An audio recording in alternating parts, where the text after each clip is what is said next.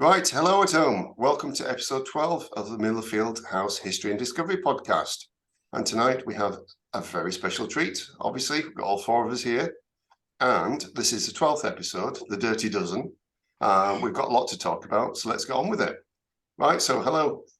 We've got Chrissy here. We've got Alan. Hello. Andy as well. Hi, everyone. How are you doing? Not too bad. All right. Everybody had a good week? Yep, not had my haircut. Anyway. Oh, no. Look a bit ruffled. Very nice. That's all right. And, it's been a busy week, so let's get on with it. Right, so going back to last Saturday, first of all, I know, I think we mainly started around the library area and what's left of it into the, towards the south-facing front door, as I call it. But then we also traced the line along and found some interesting things, didn't we? Who wants to start? Well, I can't really. I don't really. I don't really understand south-facing what. The front door facing south. The anti-door. Yeah. Obviously, where the library, the dining room, and the drawing room is. That's. The anti-room. Oh right, okay. Yeah, we did. We found. Well, obviously, we've traced the outline around the library. Right up until the point where there's a break in the house where the mythical bulldozer went through. Mm-hmm. Quite a lot left, quite a lot more to do. But yeah, we found fragments of stained glass, all different colours, didn't we? Yes. Because we'd got down to courtyard level. Mm-hmm. And so we'd already found the drain that was backing onto what would have been the outer of the library wall. But we also came across two what appeared to be vents down to the basement. Yes. With the circular stone caps still in situ on top, which I think is pretty amazing. Mm-hmm. So we're down to courtyard level. We know that because of all the blackening of, well, I suppose first of all soil and either fire damage or discarded matter. It does look a little bit like fire damage, doesn't it? Yeah, it does. It's very, very black, but it's really hard to distinguish whether or not it is actually fire or just natural deposits as everything started to break down, and because we don't really know what was there originally when things started falling out of the house, so to speak. We don't know what's come out of chimneys and what's come out of floors, and yeah, exactly. I mean, when you start finding fragments of stained glass, though, we're still some of the what do you call the stuff it's held in together with? Lead. Lead. Yeah. Then you kind of get an idea of you are at a point now where you're probably pre-demolition, where things were just knocked out, by either vandals or maybe men that were working there, or so we know we're down to the very bottom of the house around that area, around outside the remaining dining room window, and we've done a lot of work on the mound as well, because obviously we shoveled out and we created a mound upon a mound that was already there. The mound going down to where the where diggers going down went to the for. terrace. Mm-hmm. Yeah. So we've started taking care of that and actually moving the deposits over towards almost trying to in a way tidy it up, but also recreate the terrace wall in a way. I get because that. obviously it's much lower than it would have been originally. Just to tidy it up and make it that people will be able to walk right up to the house. Make it visible and actually tangible sort of thing. Yeah, absolutely. But also, it makes it a lot more pleasing to the eye as well. It doesn't look like a complete mess. I mean, which it's always looked like since demolition, by the way. That's nothing to do with us. It looked a lot worse before. Yeah, it did look a lot worse. It was a lot more treacherous as well. Definitely, yeah. But also a lot more littered about, and all the huge pieces of carved windows that we've pulled out, that were literally pulled forward during demolition. We've got to find a place for those to go. I mean, we've put them safely now, so we're not going to roll on anyone, God forbid. But we've got to think of a place where we could maybe line them up in a corner or something. I don't know. It's Like you've done at the other side of the house where you've put them all at the side of, Yeah, I mean, but everyone's been walking down. That's quite yeah, neat where it's that's something been nice done. for people to look at as well. But also, I don't want to create a situation where things are too far from their original location, if you know what I mean. Yeah. We've Yeah, got they to need think, to have a sort of relationship with where they are. yeah, exactly. We need to be able to, because I can still walk up to something and I pretty much know where we found it. Yeah. So, but obviously that could diminish with time, and I could end up going, oh, well, That's easy when you're the one that's took it out, sort of thing. yeah, But when you're not the absolutely. person that's took it out and you don't know, it's sort of, if you can keep Yeah. it close by, then someone can work that out. Yeah, so I mean, we did that, didn't we? And then we did some work on the ante-room door while you were there.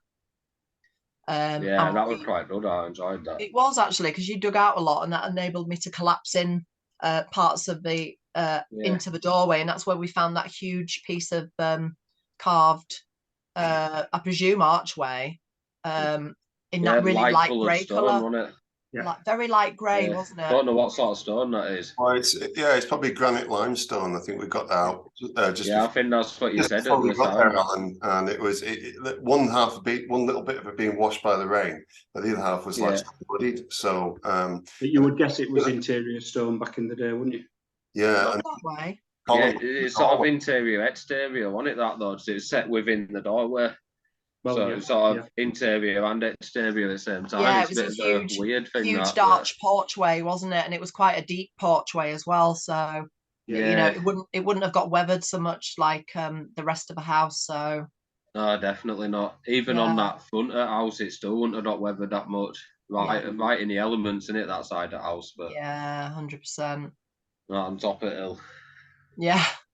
of course, and the way that we tried to make a path around where we're tracing the outline of the house to show everything that comes out that's been pushed out from inside is to clear. It's usually about a trench that somebody could reasonably walk around. So the end goal is to have, you know, that pathway around the edge of the house where people can walk around and see all of the walls as well. I think that's the other thing that you know, obviously the last couple of weeks.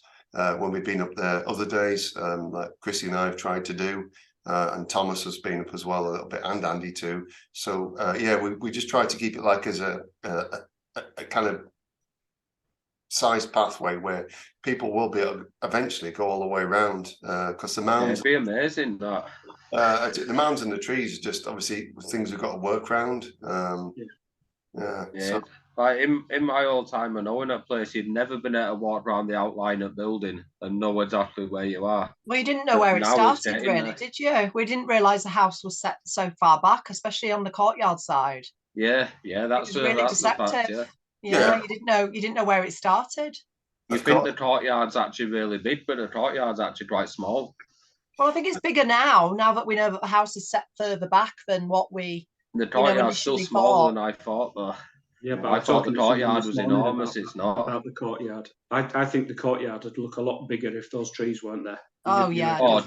Definitely, without a doubt. Open space. Yeah, if it was just open like it originally was, then it would look. Yeah. There'd be a lot more light as well, wouldn't there? And there was a lot of cabbages in there on that picture, wasn't there, when it was full royal. Yeah. I don't know what you call it, the full royal lot when they all turned up. There was a lot of horses. There's about 15 or 16 horses there, isn't there, on that picture? Yeah. So that's bigger than most backyards, isn't it? It's bigger than my backyard, yeah. I don't even have one, so. And obviously we've got to thank, I think Sharon came back to help us last Saturday. I wasn't there because incapacitated. Sharon's came back to help us, and hopefully we've got another volunteer coming soon as well. Just time to give a quick shout out for the social medias. On Facebook, if you're not aware, if this is the first time you've watched this video cast, we've got the Milner Field page, and we've got the Milner Field History and Discovery group on Facebook, which are growing nicely in terms of members. On Twitter, we are Milner Field HD. That's the handle. Instagram is Milner Field History Podcast, and all of our podcasts go out throughout all the platforms: Audible, Amazon, Spotify is where you find these video casts as well, and on YouTube and BitChute and Odyssey and all those other places as well. So you can find us there. If you just do a search for Milner Field Podcast, will come up because, you know, the results are, they're all multiple. We're here, there, and everywhere. Oh, speak for yourself. You've been there. I don't know. Yeah, so ideally, we're working well towards our goals, I think. I think that's a thing that people have noticed as well. Everybody within the local community is seeing that they're happy with what we're doing, and people have come around an awful lot. Andy's shown a lot of people around. But there's one important thing to state in this podcast, which now is going to be put on the group page, the Milner Field History and Discovery Group page very soon. There is a PDF document which has been done in the last couple of years by local historians and the council in order to prepare people to make the site hopefully a place of special historical interest, not just for the house, the ruins itself, which they didn't think was there, but also the 2 farms, the model farm, and everything else. So it's important at this stage, where we couldn't talk about this before, to mention to people, well, actually, this could go forwards to be something. I know land is currently privately owned, but there could be a situation going forwards very soon where it's given special preservation status. So please watch out on the group wall very soon for this document, which you can read through in full. It'll be on a PDF. We'll try and do a short presentation about it as well. And that way, everybody knows that we're all on board together. All the parties involved separately are all working towards saving this beautiful place. And I'm looking forward to giving it a good read myself and seeing what the ins and outs are with it all, and so to speak. Yeah, and that's good. Right, okay, next where on. we all stand with it. Right, so what else have we done? I think last Saturday, which I missed completely. Chrissy, do you want to tell us about the luggage steps and things and the? Oh yeah, I was completely.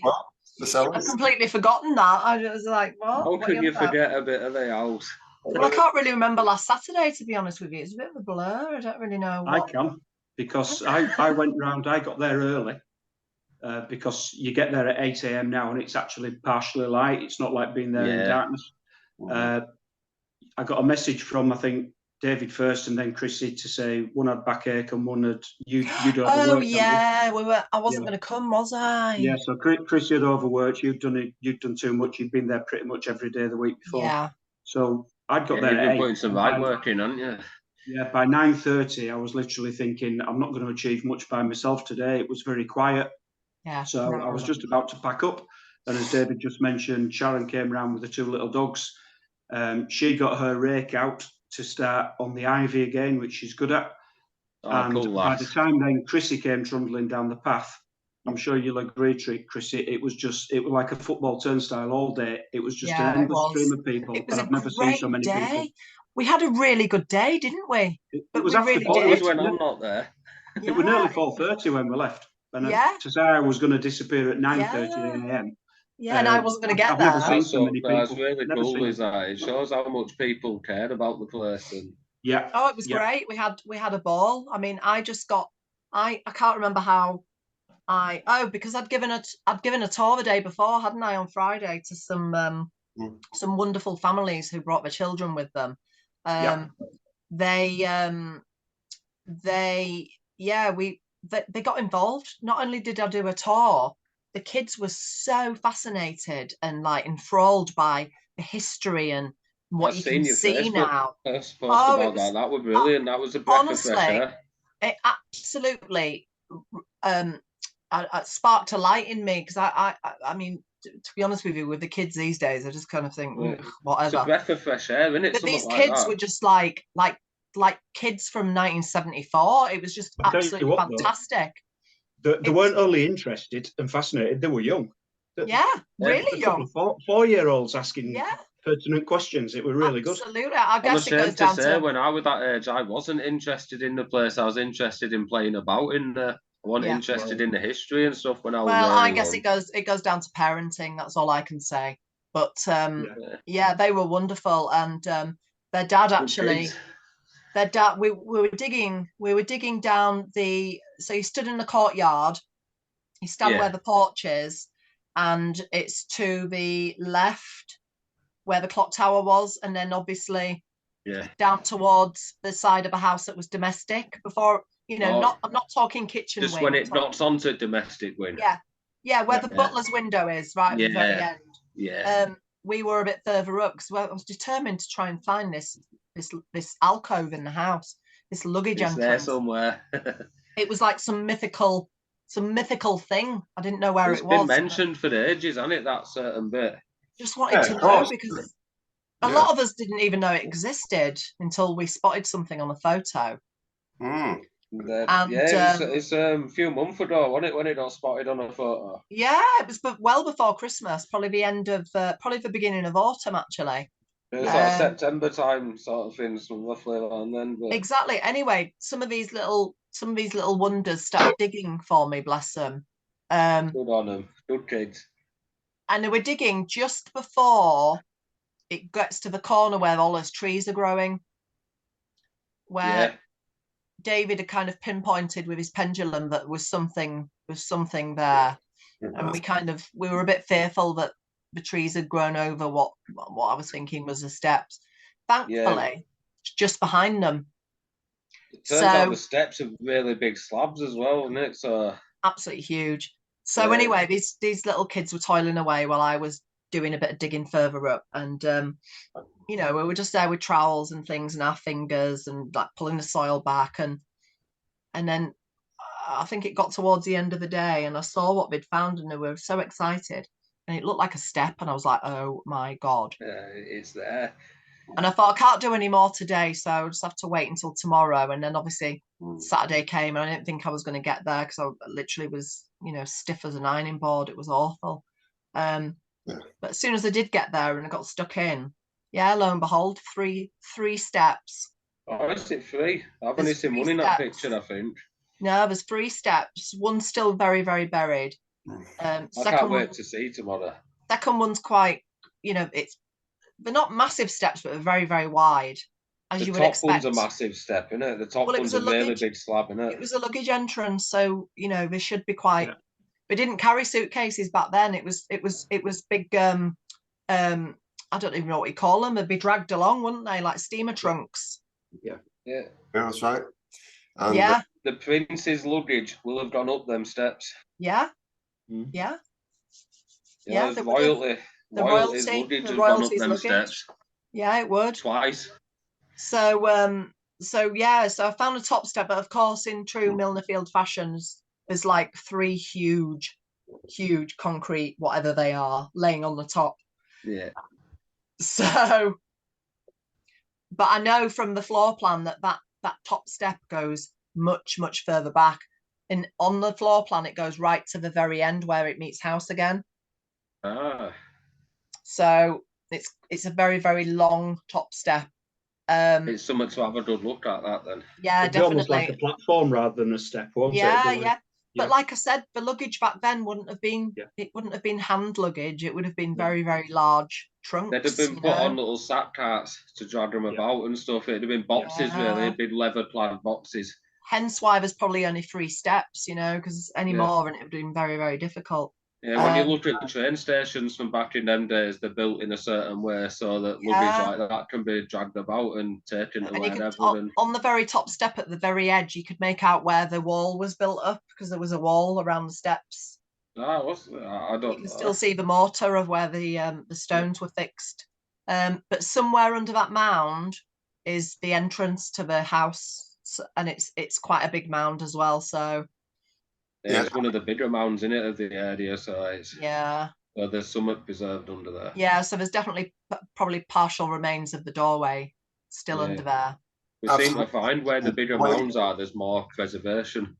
Yeah, it seems to be a common thing around the old building, doesn't it? To be fair. Yeah. So there might be quite a bit to find. I can't believe what you found at the front where porches. Yeah. When I first seen pictures of that, I was a bit gobsmacked, to be honest. Yeah, that's fantastic. Was that just in the hall? Just just the hall, from where porch butts up against it, and then next to it where the columns were. Yes. A bit gobsmacked. There was something remaining of them. Yeah, well, I bet you there's a lot more in there, but unfortunately, right now it's not really looking like we're going to get, because we've really got to take care of the outside rather than that was just that actually moves us on, David, quite nicely to or not very nicely to the vandalism that we suffered. Unfortunate. because that kind of gives me an explanation as to why I took out my frustrations on. Yeah, of course. Yeah, I understood every bit of your frustration. We've put so much hard work in, especially you guys. I was so angry. Well, the thing is, the week naturally so. Yeah, naturally. We've just finished a full week now.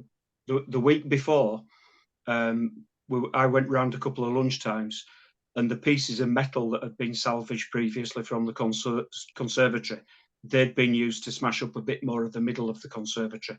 So I went round so going back a week and a half now, I went round most lunchtimes just to tidy it back up, take bricks and things and big boulders from the conservatory. So it was obviously somebody taking an interest in it. Yeah. And then what happened was, as Chris has mentioned, we started digging out the hallway and everything last Saturday. And when people had started turning up, there was a group of kids turned up. Now, at first I thought maybe that they're around here to cause mischief. As it turns out, they were brilliant, weren't they? They all went and got a shovel. They all wanted to see plans. They all wanted to know which part of the building they could help with and everything. So I think they were genuinely good kids. So Saturday came and went. Then on Monday I went round, and that's when I sent Chrissy the pictures of the gentleman's entrance completely smashed in. And it turns out the kids I've just mentioned from Saturday, they knew the culprit. So I'm not sharing his name on social media. No. So you shouldn't as well. Hopefully it's a case of educating and maybe engaging him as well. Who knows? This time tomorrow he might have spent a full day helping us. But yeah, it was very disheartening. So I fully understand your frustrations that you took out, because I felt exactly the same. Yeah, I was very, very, I mean, it would have been dangerous for anyone to have crossed my path that day. It's a good job I was on my own, because it was really gutting to see them pictures that you put up. It took me a good hour to clear up. It took me a good hour. How much hard work came into in the first place of doing that, clearing that out. I mean, luckily nothing. Luckily, they didn't damage anything that that remained. That was initially stuff that was still found. in situ. It was just stuff it was just loose stuff that they'd literally just thought it was fun to fill in the stairs with all the loose stuff. Maybe when I was in it, maybe I'd have thought that were fun to do something like that, but I don't think I would have done. But maybe I would have done. I don't know. Those steps, but, you're idiots when you're young, aren't you? We're all idiots when we're young. We all do things we shouldn't do, and we don't think about. Last summer, they were pristine. Consequences. We all said they've never been touched. They've never seen the light of day for 70 years, and they were pristine. You've swept them. We've swept them multiple times, and to see them all a bit chipped and that now, you just think it's wounding, isn't it? It's really gutting. Yeah, it is. But also, I feel quite responsible because I was the catalyst for us digging out those steps, and I kind of. But you haven't forced us to do that with you, neither. No. But no. What I'm saying is that there's always an argument for they were better off as they were. Obviously I don't stand by that argument, because what was the bloody point?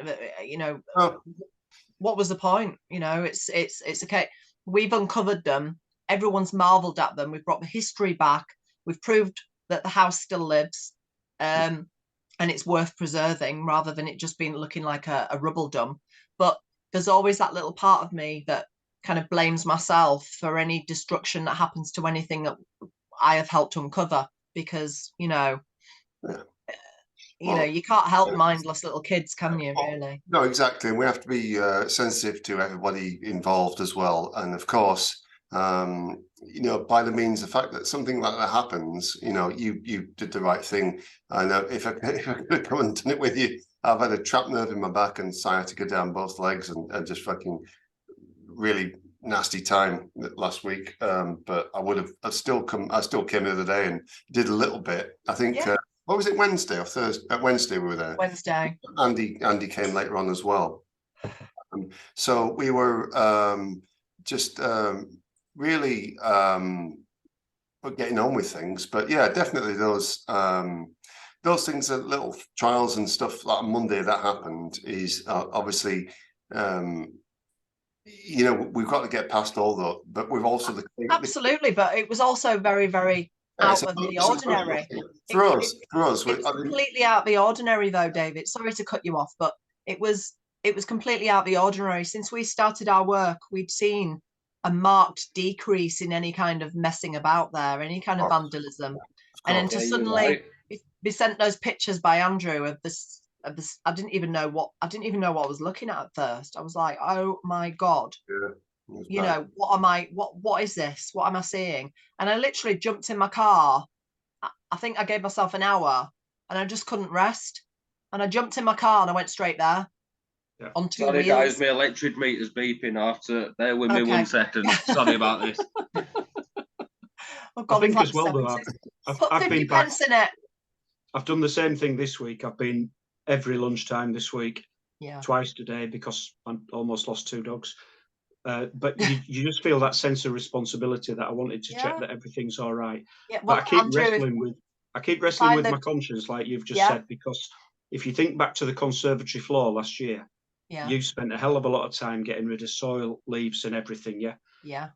And you're kind of stuck between a rock and a hard place. You either leave it covered and people have a vague idea where it might be, but it just gets consigned to nature, or you uncover it in the knowledge that a few random nutters are going to damage it, and they have damaged it. And it's going to be the same with every part we uncover, isn't it? But in all fairness, Andrew, I mean, if you think about it that way, if you let nature take it back again, that's going to do even more damage than any kids could do. Right. Okay. That's why I keep wrestling with it. I still think we're doing the right thing, but I'm wrestling with it. You know that. Yeah. Andy's right. Andy's absolutely right, and let's not give any more energy to these people, because that should be the end of it now, to be fair. Like they say, because it's not going to happen again. If it does, we know where to look. All right. So also, I think on Wednesday as well, I did go back and did a tiny bit to help. Andy turned up as well. We continued around the north to northeast outline of the house towards the porch, getting those big rocks and stones out that had fallen outside the house. And we went on till it got dark, didn't we, Andy? Yeah. Yep. Like torches out. It was first time I can honestly say I've been there when it's been pitch black, and it was an experience. Yeah, it was fun. Yeah, been lots of times in the dark before when the owls are out, when it to away and all that.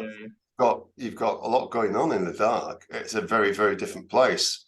Like say, you could probably tiptoe around in the dark or with a good torch, but there was quite a lot coming out of there. And I think Chrissy, can you tell us about the window rails or the curtain rails that we found, the iron ones?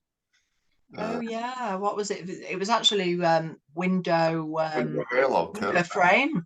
Yeah. It was window frame, wasn't there? That we pulled out. Very, very well rusted, but you could see the actual. It seemed to have some form of mechanism, which I thought was quite intriguing. Because I presume they're original 1870. We know that the architect used a lot of metal in the house because it was very evocative for the day. It's brand new building methods, and they used a lot of that in the house. And it also had its original latch where something would have slotted into it, and that had gone a verdigris green. So I'm not sure what kind of metal. What kind of metal? Brass? Probably brass. Won't be copper because it's soft. Brass is quite hard. It was definitely hard. But it got a verdigris green. But you could see where obviously the handle would have fitted into the the old brass handle that you'd it'd be nice to find the other part. Probably polished brass in its day. Probably highly polished brass. Quite possibly. But and we also found some of the oak floor joists, I would presume, due to the length and the weight. Obviously still sort of very damp and but very well preserved. To say they've been I mean, God knows how long they were open to the elements when the house was roofless. 20 years maybe. And then laying in the soil for what, 70 years, probably more. So it was incredible to find little things like this that are just so big parts of the house that you would not expect to survive. but also it's you know, it's kind of mind-boggling what else we're going to find. You know, laying outside the house is crackers. Yeah, that hook looked like a hard, what we call a hard brass alloy, which is like harder forms of brass and more solid ones. It gets that green around it. Oxidization. Yeah, it did look like that to me. And then we found another piece, didn't we, Andy, underneath the where we found the other thing, which we won't talk about. And yeah, it was just like going in the dark. It was like, it's nighttime now. Let's keep going a little bit until we couldn't see anything else, as well as like in Andy going there, shouting just another shovel load. See, come and see this. It's like, woo-hoo. I was right round the front, taking pictures. So yeah, it was. It's been a series of adventures the last week or so. I think mostly, and this is the thing. If anybody wants to come and give you time, you know, specifically to come and help us, don't promise you're going to turn up. Don't just say I'm going to do this. I might do it if it's just turn up. Just show up. We've got everything we need. We've got all the expertise. We've got all the advice and everything we need. Just turn up on Saturday morning and get stuck in. That's all we need. Because there's another lady that might come and volunteer. Sharon's been back, and everybody else is just literally. We are really, really needing people to volunteer and to come right now. Obviously, you're responsible for yourselves when you turn up. Bring responsible footwear, preferably steel toe caps if you can, if you're going to be doing any heavy work, and gloves, strong gardening gloves or builder's gloves, and that's all you need. We'll provide everything else, and that's it. Yeah, that's the appeal. Yeah, so, I mean, we have had a lot of people say they're going to come and help us, but obviously you can turn up and just talk about the place. You don't actually have to do any work. You can just talk about the place. You might have some input that nobody's thought of yet, or maybe just go clip some ivy. Yeah. Anything. It doesn't matter what it is. It just needs a quick light bulb moment from somebody, doesn't it? And you know, like the old guy who came a couple of days ago, David, wanted to talk about masonry and stuff. Oh yeah, you know, you get so many different experts in their own fields coming around there, and exactly what I was trying to ask. Exactly what I meant. Yeah, stuff like that. Yeah, it's a massive, brilliant input. Stuff like that. Yeah. If someone knows a little something, you know, come and tell it. Well, that's history for you, isn't it? It's all a game of chess in a way. It's all knowledge. It certainly is. It completely is. Yeah. Yeah. And the couple that came, Andy, that you said come to us, David, they were lovely. And the gentleman himself, he'd been in building trade and masonry trade his whole life. I think he was in his mid 60 years. He said, yeah. Older than that. He looked old. He didn't look no, he'd been in the trade 60 years. Oh, yeah, I had half an hour with him and his missus to walk around, and we looked at all. I showed him all the different things, the order that found them, and so on as well. He was like, I know he's started out. Oh, these are just masons' marks. These are just like where to get paid. And by the time we'd left him half an hour later, he was like, no, they're definitely not masons' marks. Nothing to do with that. There's something else. I started with saying no masons marks. I used to say that as well. And giving it back to him and said to him, well, you know, these are only in like less than 5% of the stones from the entire house. Yeah. If they were masons' marks, surely, you know, those masons were going to get paid for every single stone they carved. And too big, and these are too that. And he was like, oh yeah, actually. He said, right, I'm going to go away now and buy a book. The book on Milner Field, and I'm going to read that. I'm going to study that, and then coming back. We're both coming back because I think they're from Keighley. He was like, "Now, thank you for showing me around." He's like, "I'm going to do all that. I'm going to read up on it and come back, and then we're coming right back." So it was not good on him. I hope he comes back. He was a nice chap. I think Chris's name was as well. So right. What else have we covered? I think there's also what have I forgotten? I can't really think, to be honest with you. We've done luggage. There was another nice metal grate, wasn't there? Oh yeah, we did. It's a big barn, yeah. That was right at the end in the dark. So we've just been going down, following the wall down. And I said to Andy, right, there's another grate down. There's the grate down here. And when it was uncovered, it was about at least a foot or more wide. Like a proper grate that looked like an air grate into a cellar. So as I've suspected and I've said, and I'll say this publicly again so everybody hears it, right? There is a cellar under that area, right? There is a cellar beneath there, and it is there. Yeah, but record. from my discovery of digging out inside the hallway and finding I mean, I only did that because I was so furious with what had happened. And I found the bases of a potential window seat within the arches, bases of the arches that were in front of the triple arched windows of the hall, which were next to the porch. I got down to a certain level and it doesn't look like hall floors there anymore. And if hall floor's not there anymore, then the basement's full of rubble. So yeah, it could well have collapsed in. Yeah, absolutely. Yeah, it's point. I don't know that for certain. It's just when I got to the bottom of that, especially that sort of rounded beveled piece that once held a pillar. Do you know what I'm talking about? Yes, yeah, there's a cross through it as well. Well, I got at the top.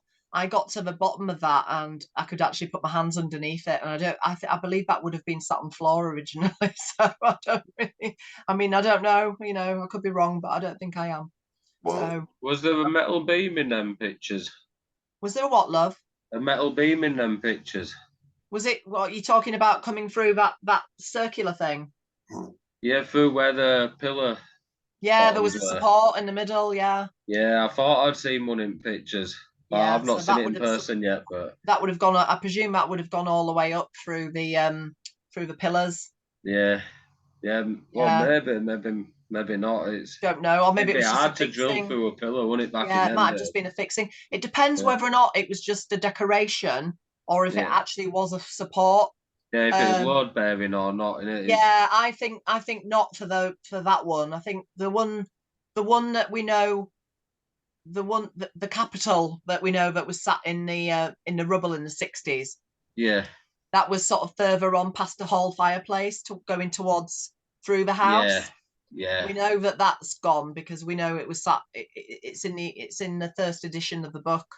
That will probably have been load bearing, that one as well. That would have. I would have presumed. Yeah, because it was such a big. Where it looks with it sat. Well, just Not that means anything, but no. It's a good point actually, because that would have been load bearing definitely, but the ones in front of the windows look quite small and delicate, so possibly not. Still might have been load bearing because it had a window on the outside and then columns on the inside, and that's what I meant by double skinned wall earlier on. Yeah. That's another. Yeah, I'll just touch on that quickly actually, Andrew. Yeah. The whole windows, the triple windows. I've posted a few pictures. It had its own little sort of sloping roof above, and I was just wondering. Alan said it's double skinned, which I presume would make sense, but it almost looked in the photograph like it projected outwards, sort of. Yeah. Well, it does project outwards on photos, definitely. So maybe we'll find some footings, or maybe it didn't actually go right down to the ground. Maybe it just projected. Something from the outs. I think they both went out to the ground. Maybe like a bay window. It puzzles me. Like a skeleton bay window. Because if you go to the gentleman's entrance and there's that main sort of stone lintel that follows the shape of the whole house round, why doesn't that protrude? When you get to the part of the hall that you're on about. Yeah.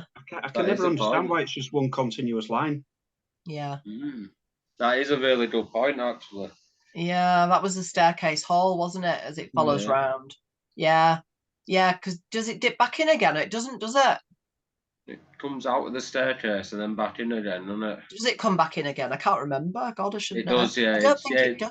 Are you sure? The staircase bit sticks out slightly. It's like another gable end. You're bugging me now. I'm going to have a look. Yeah, the staircase. It's not often you have to have another pictures look. left of that side of the house. Yeah, but I have to. Yeah, it's not often you have to. Talk amongst yourselves. I thought you were experts. Come on. Right, so anyway. No, it doesn't. It doesn't, Alan. It doesn't.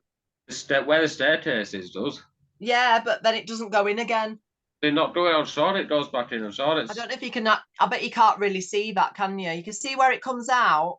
I mean on the picture of the house. I don't mean that staircase, actually. I mean in the staircase on the inside of the house. Oh, right. Well, God knows, do we? We don't even know what's in there, so... That's what I thought we were talking about, sorry. No, I was talking about, when you come down the office steps... Yeah, the gentleman's you go past the office window, then the house suddenly juts out again, doesn't it?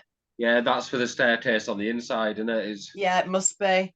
But, that's what I thought you meant. But it doesn't go back in again, it carries on straight. Those steps that you've just shown us, the gentleman's steps, Yeah. If you look at the plan of the ground floor, it's as though you go up those steps. Yeah. And then if you follow the corridors and the hallways on the plan, they'll look to be same level. So I'd love to know if those 5 gentlemen's steps, when you've turned left to go past the office, I'd love to know if there's another 5 steps down somewhere to make it all one level again.